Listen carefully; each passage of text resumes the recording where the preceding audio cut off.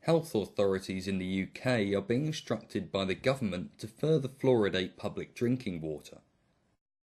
Under Section 58 of the Water Act 2003, water companies now have to fluoridate drinking water if asked to do so by a strategic health authority. The government has suggested that fluoridated drinking water leads to a decrease in tooth decay and therefore a reduction in dental health costs. However, many studies appear to show that on the contrary, fluoridated water actually increases dental problems and potentially has many other adverse health effects. When I contacted the Department of Health, they informed me that the decision to continue fluoridating British drinking water was made based on a scientific review conducted at York University. Hello. Hi there. Okay, the research which we used is based around evidence provided by the University of York report, a systematic review of water fluoridation, published in September 2000. Okay. And that's pretty much it. That's generally what we've used, which is, it states that it concluded that water fluoridation increased the number of children without tooth decay by 15%. Okay. So, but they also reported that found that no evidence of any risk of overall health from, there was no evidence of any risk to overall health from fluoridation. The problem with this position is that the authors of the York Review do not agree with the way the government has interpreted the review. The interpretations, shall we say, of the evidence from the original York Review have been over-optimistic, but then it applies to both sides as far as I'm concerned. I mean, neither. It's very difficult to get an objective summary of information in such a polarised debate. Sure. It just seems funny to me that this is the one thing that the Department of Health pin it on, and it's really, from what I can gather, not conclusive. No, I would agree. I'm one of the authors. I would say what the review actually established is that we know rather less about water fluoridation than we thought we did, and that's the big surprise. And I think from a sort of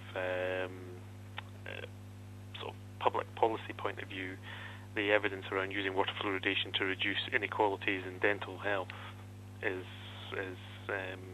scanty and unreliable. I think that's I wouldn't be saying anything controversial by saying that. So, it's not a great evidence base on which to take forward a policy. I'm not saying that that there shouldn't be an informed debate about whether water fluoridation is the right thing to do or not. I just think that the evidence is very poor in relation to other interventions.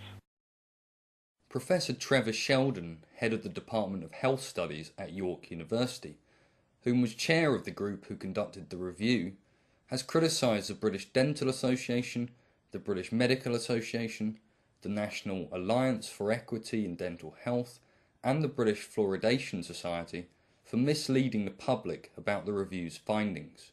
He stated, "The review did not show water fluoridation to be safe."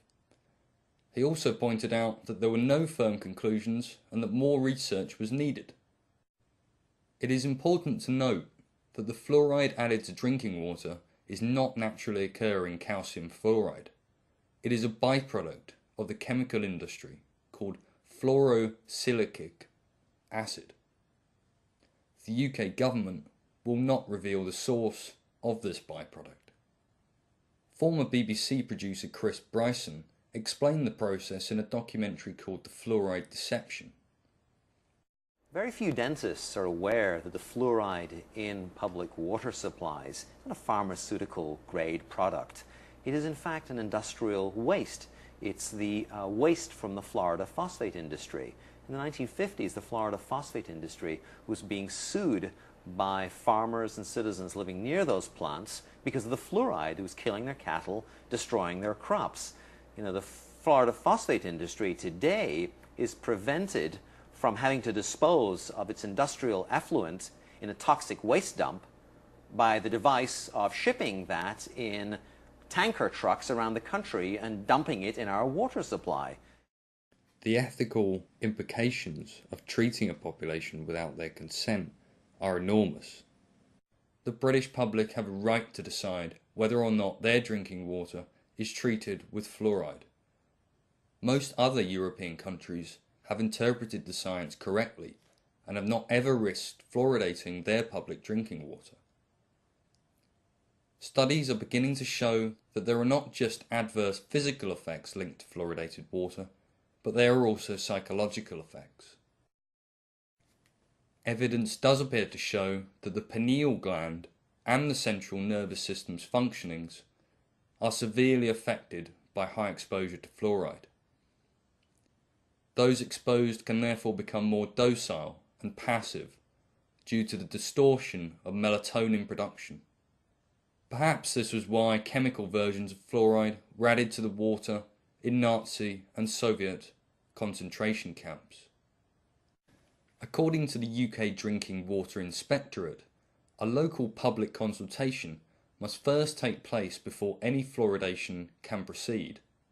Get in touch with your local primary care trust and ask them about your drinking water.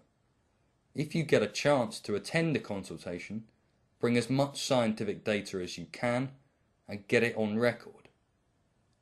The National Pure Water Association, based in the UK, and the American-based Fluoride Action Network both provide evidence that puts in doubt the government's claims.